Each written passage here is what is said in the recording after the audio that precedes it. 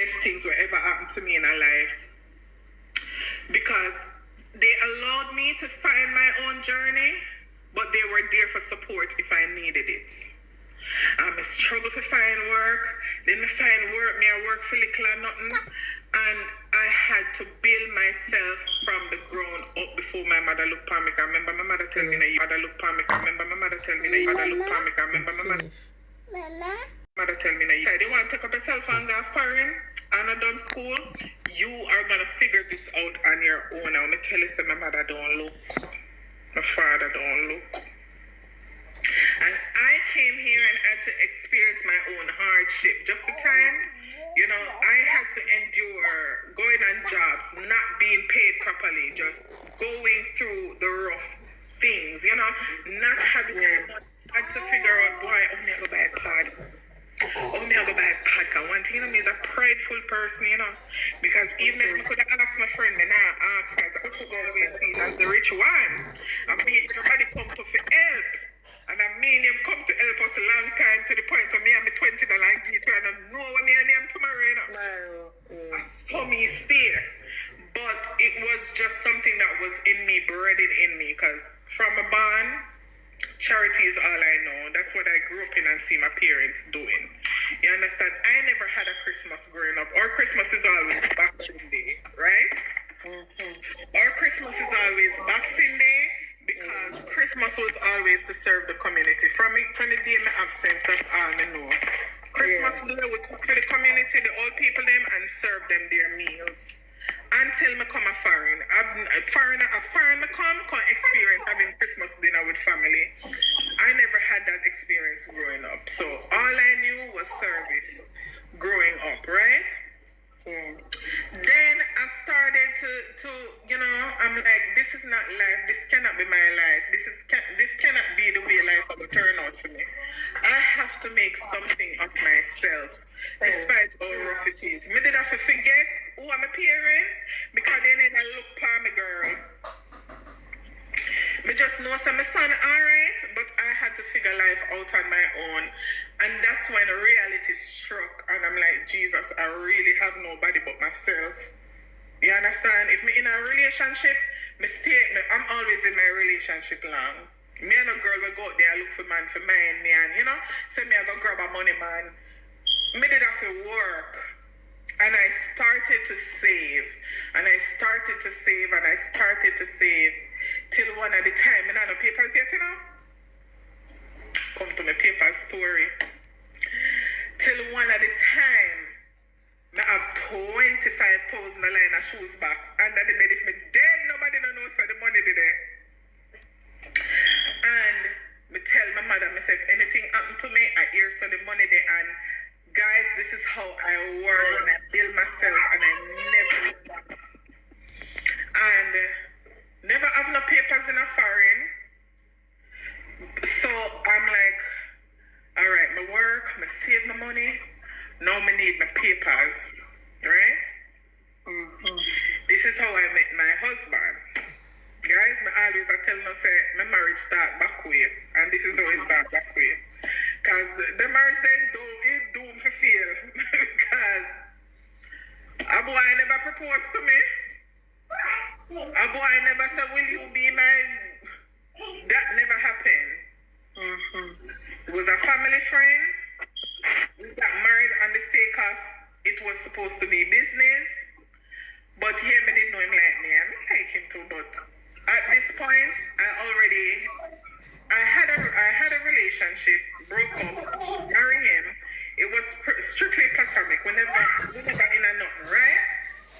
And then my now partner, we were in a relationship for 3.5 years. So during the process of my marriage, to get the papers, I'm married, right? But we never did. You know what I say? To all money that killed me in a relationship, I couldn't take it alone. I ended up run like a thief. Run. Me and my husband, you know, we started getting close, and we could just give it a try, you know? And we did. 2014, you know, I told my parents to give me 5 years, right? I left Jamaica in 2009. years to get my papers because I was determined that me not pass the 5 years. I'm after me mother proud of me. I'm after make them sister. And at no point in time the money did up on my brain, to be honest. It's like me just tell myself so I forget about it, you know?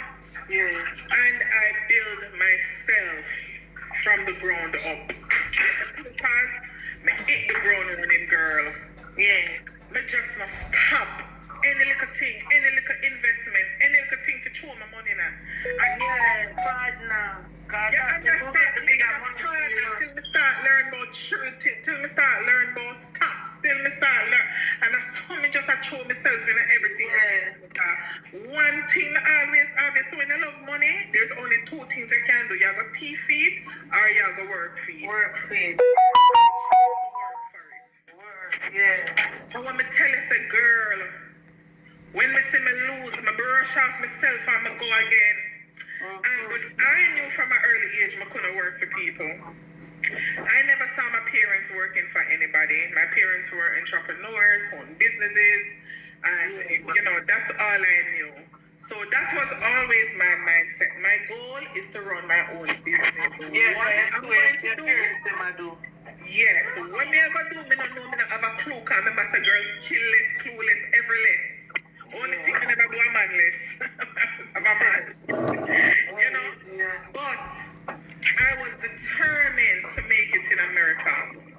Yeah, man. And I sat on my living job, right? I ended up with a living job for 12 years, which I was paid in money. I started off at $100 a day. This was like 2010, right? Came here 2009, started that job 2010. Until I worked my way up to $300 a day, right? Yeah. Getting $150 a day or $150 night. I was the only person living with the patient. Me run everything, me do everything. Our son a lawyer and the daughter a professor at Westchester College. Till they started, they realized I was smart, and they started like giving me additional things to do outside of the job. You understand? The daughter was a professor, so I used to go up there in the summertime with my patients and help her with like paperwork and stuff like that. So, girl, I hustle all the way around, you know? And I saved my money and I started investing my money, and then I decided to how my baking came about. My first business I attempted was a success, right? Yeah. I started to become so lost in that job where I felt like I didn't know myself. Making all the money in the world, guys, but me never happy. Me never happy because I did not feel fulfilled. I didn't feel like I'm doing what I really want to do. I wanted to go back to school. So many things I wanted to do for myself.